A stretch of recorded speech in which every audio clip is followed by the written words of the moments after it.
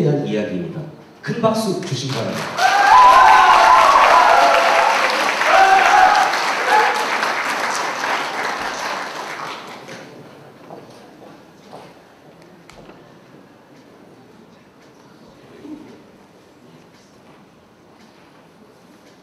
안녕하세요. 기획예산과에 근무하는 정서연입니다.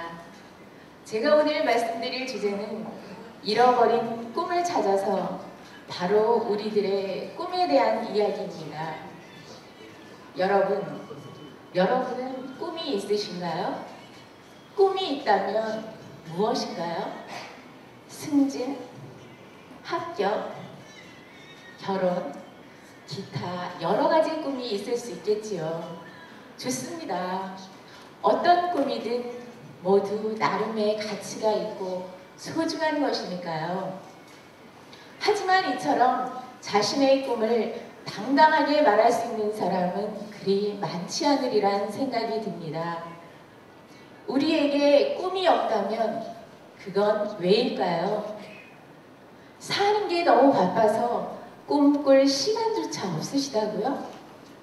혹시 시간이 없는 게 아니라 마음에 여유가 없는 건 아닌가요? 그런 것이 아니라면 꿈은 어릴 때나 꾸는 것이다. 이런 편견 때문은 아닌가요?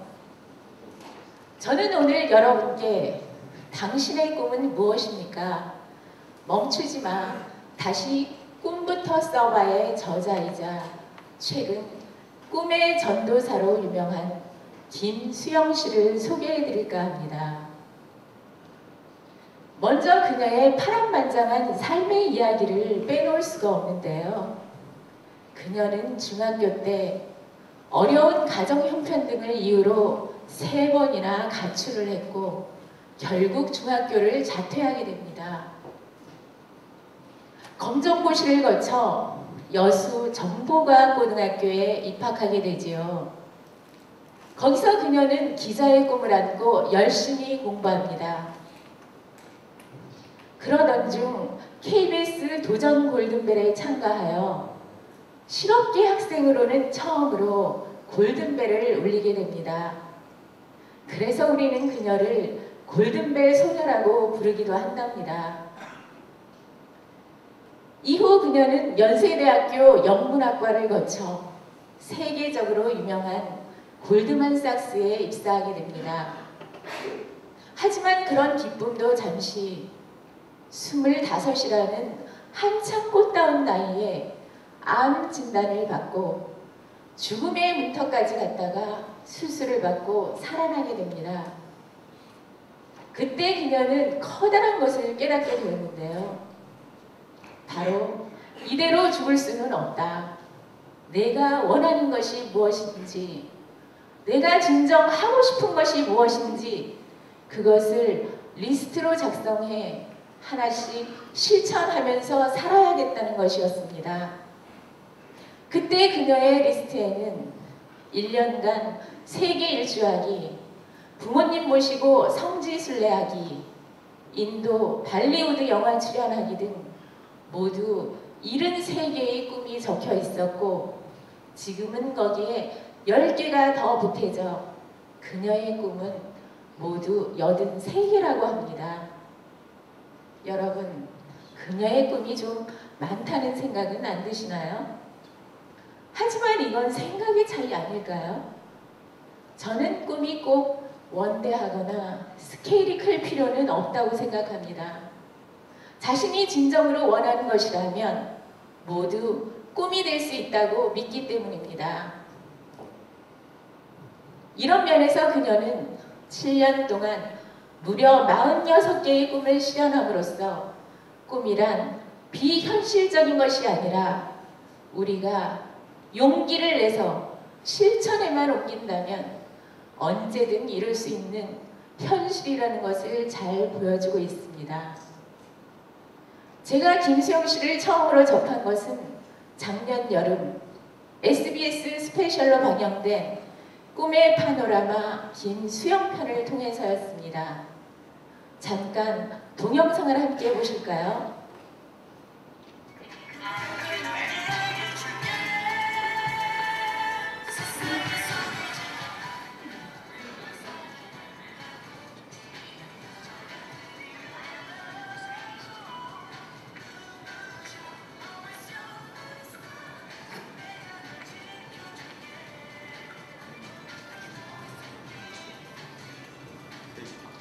잠깐 동영상 소리가 다른 게 나오네요.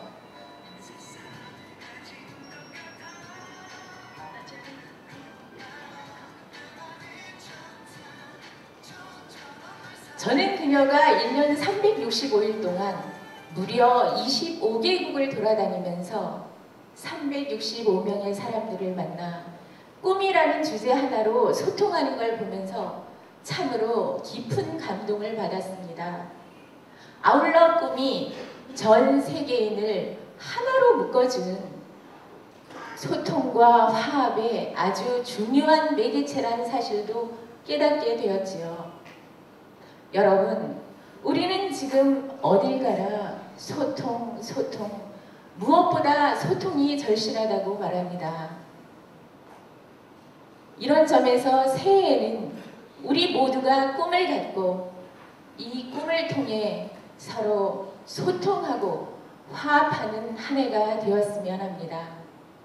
그런 꿈을 갖고 이 꿈을 이루기 위해서는 어떻게 해야 할까요? 저는 먼저 자신이 원하는 것, 가장 하고 싶은 것이 무엇인지 곰곰이 생각해보고 그것을 리스트로 작성해보자는 말씀을 드리고 싶습니다. 이런 걸 두고 흔히 버킷리스트라고 하지요. 저 역시 꿈을 작성해놓고 하나 둘 실천하려고 노력 중에 있답니다.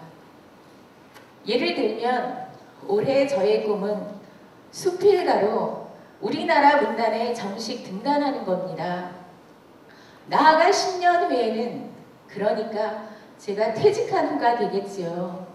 그때는 소설가가 되는 꿈도 가지고 있습니다. 또한 몇 년 전 사랑하는 두 아들과의 소중한 추억을 책으로 펴낸 적이 있습니다. 바로 이 책입니다. 이 세상에는 단 20권밖에 존재하지 않는 책이지요. 잠깐 여기서 재미있는 대목 하나만 소개해 드릴까요? 제 막내 아들이 아마 3살 무렵이었나 봅니다. 제가 강원도 삼척에서 시어머님을 모시고 5 식구가 오순도순 살 때였습니다. 어느 날 앞집 할머니께서 찾아오셨죠.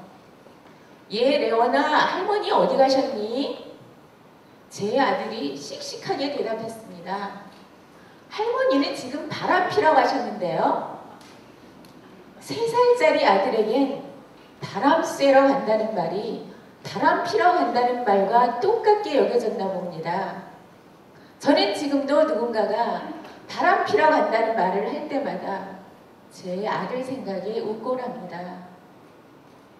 앞으로도 저는 이런 책을 3권 정도 더 만드는 꿈도 가지고 있습니다. 여러분, 이처럼 꿈의 리스트가 작성이 되셨다면 다른 사람과 공유하십시오. 많은 사람들에게 알려도 좋고 가까운 가족이나 친구들에게 알려도 좋습니다. 그만큼 책임감이나 실천 의지가 생겨날 테니까요. 다음으로 무엇보다 중요한 것은 실행에 옮기는 일이겠지요. 이때부터는 자기 자신과의 싸움이 시작된다고도 할 수 있습니다. 온갖 핑계와 변명 등으로 자신의 행동을 합리화시키지 말고 목표를 향해 한 발, 2발 나아가셨으면 합니다. 제가 개인적으로 좋아하는 말 가운데 하나가 생각하는 대로 살지 않으면 사는 대로 생각하게 된다라는 말이 있습니다. 우리 모두 하루하루를 그저 되는 대로 생각나는 대로 살지 말고 내 의지대로 내 생각대로 한번 살아보자는 말씀을 드립니다. 앞서 말한 이야기를 정리해보면 자신이 원하는 꿈의 리스트를 작성하는 일, 그것을 남에게 알리고 공유하는 일, 그 리스트에 있는 것들을 하나하나 실행에 옮기는 일, 이 3가지야말로 우리가 꿈을 이루는 데 있어서 가장 중요한 핵심이란 생각을 합니다. 그럼 우리에게 꿈은 왜 필요한 건가요? 꿈이 있다고 해서 우리의 삶이 달라지기는 하는 건가요? 저는 이렇게 생각합니다. 먼저 꿈을 갖게 되면 자아 존중감이 생깁니다. 스스로 자기 자신을 귀하게 여길 줄 아는 마음이죠. 부끄럽게도 우리나라의 자살률이 8년째 OECD 국가 가운데 1위라고 합니다. 이렇게 자살률이 높은 것은 스스로를 귀하게 여기는 자존감이 없어서 그런 건 아닐까요? 다음으로 꿈을 갖게 되면 보다 긍정적이고 발전적이며 계획적인 삶을 살게 됩니다. 아울러 꿈은 우리 생활의 활력소가 될 것이고요. 꿈이 있다는 것만으로도 살아가는데 힘과 위안이 될 테니까요. 끝으로 꿈이 있는 사람, 꿈을 꾸는 사람은 행복합니다. 여러분, 내가 행복하지 않은데 어떻게 나를 이해하고 배려하며 사랑할 수 있겠습니까? 그러기에 무엇보다 바로 내 자신, 내가 행복해야 합니다. 2월의 첫날입니다.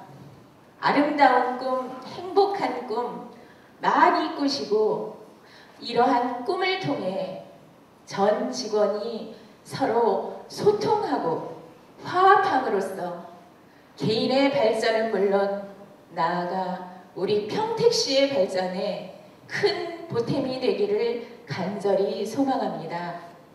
여러분, 여러분의 꿈을 저와 함께 공유해보지 않으시옵니까? 끝까지 경청해 주셔서 정말 고맙습니다. 이상입니다.